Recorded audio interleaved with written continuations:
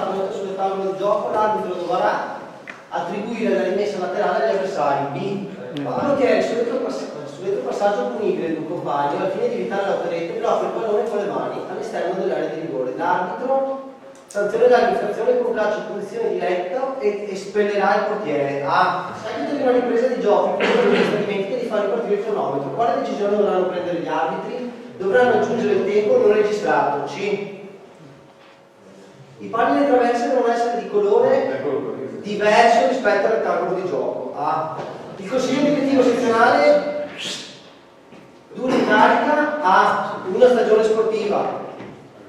Se il capitano vuole esprimere riserve per irregolarità sopravvenute nel corso della gara, come potrà formularle? Solo verbalmente. La risposta era A, perché scritta solo inizio o prima che inizi la gara. Durante la procedura del calcio d'inizio, gli avversari della squadra che segue il calcio d'inizio devono essere nella propria metà campo, hanno meno di 3 metri dal pallone fino a quando lo stesso non sia in gioco. A. Il calcio di punizione diretto sarà accordato alla squadra avversaria se un calciatore ostacola la progressione dell'avversario. B. Vari.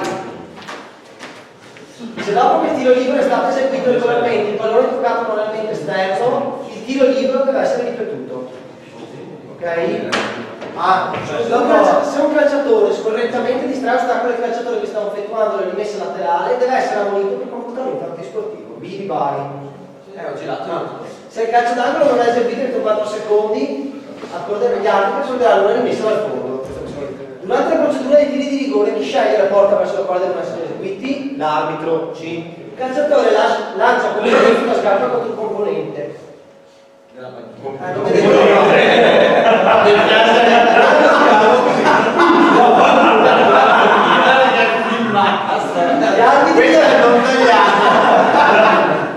Gli arbitri dovranno interrompere il gioco, espellere il calciatore e concedere un calcio di punizione indiretto nel punto in cui si trova il pallone. Okay? Una squadra ritardataria in elenco, non leggo, però scusate, iscrive in elenco solo 5 calciatori e la gara inizia. Possono prendere parte gli altri giocatori che arrivano in gara iniziata? No. La risposta esatta è la A. Le assemblee sezionali del tiro sono indette dal presidente dell'AIA nell'arco temporale prefissato si svolgono in via ordinaria ogni quadriennio olimpico, ogni 4 anni. Il giocatore difendente esegue un calcio di punizione diretto all'interno della propria area di rigore. Il calciatore che esegue il calcio di punizione passa il pallone direttamente al proprio portiere che si trova in detta area e quest'ultimo manca il pallone che entra in rete. Quale dovrà essere la decisione degli arbitri? Il calciatore di calcio di punizione dovrà essere ripetuto A. Il portiere gioca il pallone nella sua metà campo e allo scadere dei 4 secondi un avversario entra regolarmente in possesso. L'arbitro dovrà accordare il vantaggio, la risposta esatta è la B. C.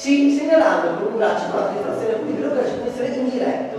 In una gara del campionato regionale o provinciale dove non è prevista la presenza del promettista, l'arbitro deve recuperare eventuali minuti di time out.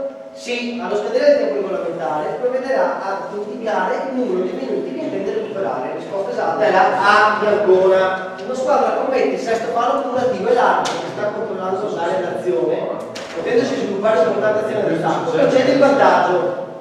Il secondo arbitro dovrà interrompere immediatamente il gioco e accordare il giro libero. Ok? Un calciatore titolare cambia il proprio ruolo con il portiere senza informare preventivamente gli arbitri, quel pallone con la mano all'interno dell'area di rigore. Quale dovrà essere la decisione degli arbitri? A. Autorizzano la continuazione del gioco ma non li danno entrambi i calciatori e la prima interruzione